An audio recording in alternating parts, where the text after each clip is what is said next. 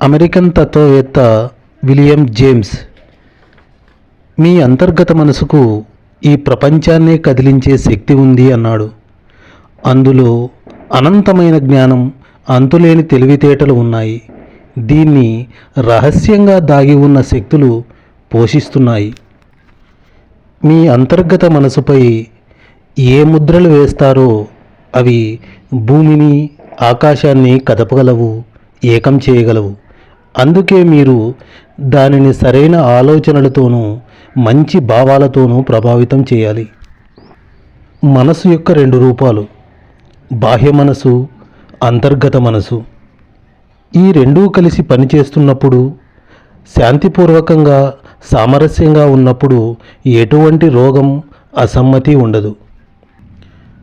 ప్రాచీన ప్రపంచంలో హర్మిస్ అనే ఒక గొప్ప మహాశక్తివంతుడైన ఇంద్రజాలికుడు ఉండేవాడు. ఆయన మరణించిన కొన్ని శతాబ్దాల తర్వాత ఆయన సమాధిని తెరిచినప్పుడు ఆధునిక విజ్ఞానం తెలిసిన ఎంతోమంది వివేకవంతులు ఆసక్తితో, ఆశ్చర్యంతో అందులో ఏముంటుందో అని ఎదురుచూశారు. సమాధిలో యుగ యుగాల నాటి అత్యంత రహస్యం దాగి ఉందని అందరూ భావించారు. కానీ అందులో వారికి దొరికిన శిలాఫలకంలో ఇలా రాసి ఉంది: లోపల ఉన్నట్లే బయట కూడా ఉంటుంది, పైన ఉన్నట్లే కింద కూడా ఉంటుంది.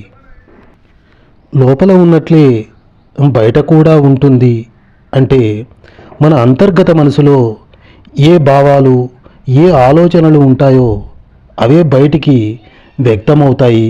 అలాంటి పరిస్థితులు ఏర్పడతాయి. మీరు వ్యక్తిగతంగా దేని నిజం అని భావిస్తే అది పరిస్థితులు, అనుభవాలు, సంఘటనల రూపంలో వ్యక్తమవుతుంది. క్రియ ప్రతిక్రియ, విరామం, కదలిక అనేది ప్రకృతి నిండా కనిపిస్తుంది. ఇది ఒక న్యాయం. ఈ రెండూ సమానంగా ఉన్నప్పుడే సామరస్యం, శాంతి, ఆనందం అనేటివి మన జీవితంలో ఉంటాయి. మీ నిరాశ, నిస్పృహలే అన్నిటికీ కారణం.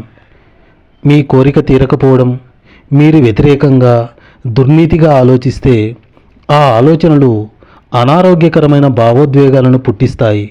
ఆ భావాలు ప్రకటించబడాలి, వాటికి బయటపడే మార్గం ఉండాలి.